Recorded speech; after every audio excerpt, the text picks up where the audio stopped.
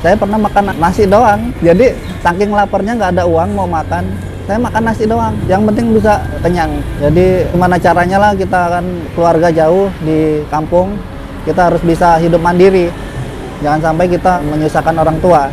Kan saya dulu kerja di toko kue. Toko kue itu emang saya di bagian produksi kebetulan. Ada sebagian yang saya masih ingat, saya coba-coba aja buat sendiri di rumah. Kan kita ngikut orang nggak selamanya. Sewaktu-waktu kita pasti pengen berkembang sendiri gitu. Jadi coba-cobalah, ternyata prospeknya bagus. Ya alhamdulillah sampai sekarang berkembang. Awal-awal saya buat 25 piece, kami tawar-tawarkan ke teman-teman.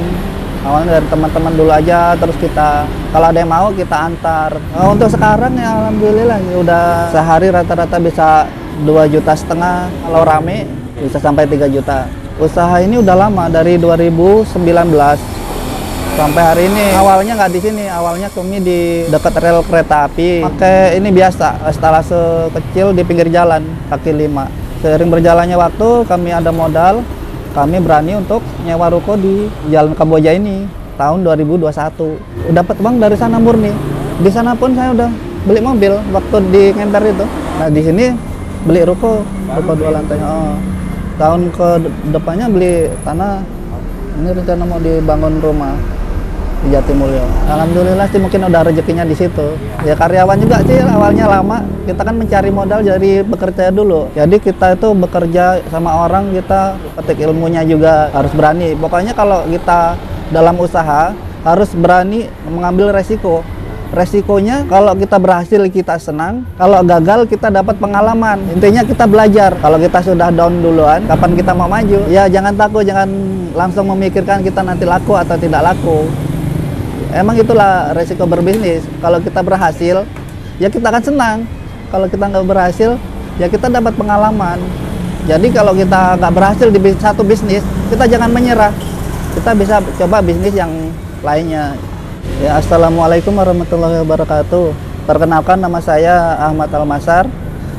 Saya mempunyai usaha namanya Donat Bunting yang beralamatkan di Jalan Kamboja nomor 50, Tanjung Karang Timur, Bandar Lampung. Tidak ada cabang dimanapun ya, cuman ada satu aja di sini di Jalan Kamboja ini. Jadi kalau ada pihak yang mengatasnamakan Donat Bunting juga, itu berarti bukan dari pihak kami. Menginformasikan aja bahwa nama Donat Bunting mereknya sudah kami daftarkan di Dirjen Haki ya. Jadi udah resmi dan dilindungi oleh pemerintah. Dan itu juga kami membayar pajak ke pemerintah atas merek ini. Untuk menu kita ada Donat Bunting, ada roti sesar, brownies sekat. Bikin apa nih Bang? Ini untuk buat donatnya. Donatnya. Ya. Pakai telur berapa Bang? Telurnya 6. 6. Ya. Abang mau bikin berapa banyak? Untuk berapa kilo? tepungnya 2 kilo. 2 kilo. Iya. Jadi abang nih bikinnya sedikit-sedikit biar fresh gitu Bang ya? Iya, dikit-dikit aja biar fresh. Ini apa tuh Bang? Ini itu ragi. Ragi ya? Iya. Masuk ragi. Iya. Berarti ini komposisi ragi, telur sama tepung ya Bang ya? Iya. Ada susu juga, susu bubuk. Nanti ada susu buah, ada susu bubuk. Iya, udah sama susu bubuk, gula. Yang penting kita jangan gengsi, usaha apapun lakuin aja. Selama tidak merugikan orang lain. Itu apa Bang? Itu air es, pakai es batu. Supaya apa Bang? Supaya raginya nggak ngembang. Ini margarin.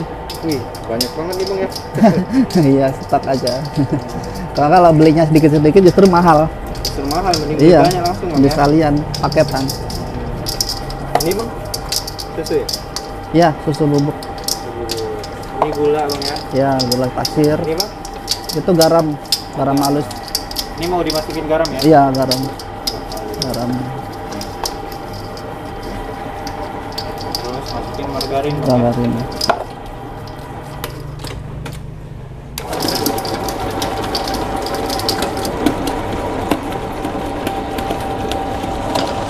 Dari jalan 5 tahun nih Bang, mungkin abang boleh buat motivasi teman-teman nih sudah tercapai apa aja gitu.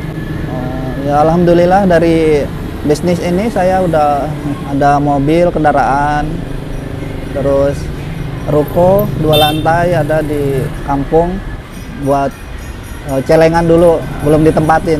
Ya alhamdulillah semua itu belinya cash. Nah, jadi jangan sekali-kali kita dalam lagi bisnis, kita nafsu ingin beli barang apa-apa itu dengan cara kredit. Itu malah nanti bikin beban. Kalau kita beli cash itu enjoy, tidur juga tenang. Jadi kalau kita ada angsuran ya masih ini sih berat gitu. Bisa cuman berat, tidurnya kurang nyenyak lah. Apa ini bang prosesnya bang? Ini ngisinya. Ya, itu yang putih-putih apa bang? Ini untuk gula bubuk. Oh gula bubuk. Iya. Terus ini dikasih apa bang? Ini isiannya. Nah, gini caranya. Coklatnya ya? Iya, isi coklat. Kalau isiannya ada apa aja sih bang? Ada 20 rasa. Oh 20. Ada coklat segala macam. Lebih lengkapnya ya sekalian datang aja sekalian borong. Oke. Dalam berbisnis itu yang kita pikirin jangan untung, yang kita pikirin itu rugi. Jadi begitu kita dapat untung, kita selalu bersyukur. Misalkan kita hari ini untung 1 juta, besok untung 500.000, kita nggak bersyukur kalau kita memikirkan untung. Tapi kalau kita memikirkan rugi, kita dapat 500.000 juga kita selalu bersyukur. Jadi untuk berapapun tetap bersyukur gitu. Iya, jadi rasa syukur kita tuh harus selalu ada berapa aja. Jadi hari ini rame, besok sepi juga kita harus tetap sabar, bersyukur. Kalau dari saya pribadi, yang pertama kalau kita pengen lancar ya, pertama berdoa langsung minta langsung sama Tuhan. Dan jangan lupa untuk bersedekah, untuk membersihkan harta kita. Karena setiap uang yang masuk itu bukan 100% punya kita, sebagian hak orang lain.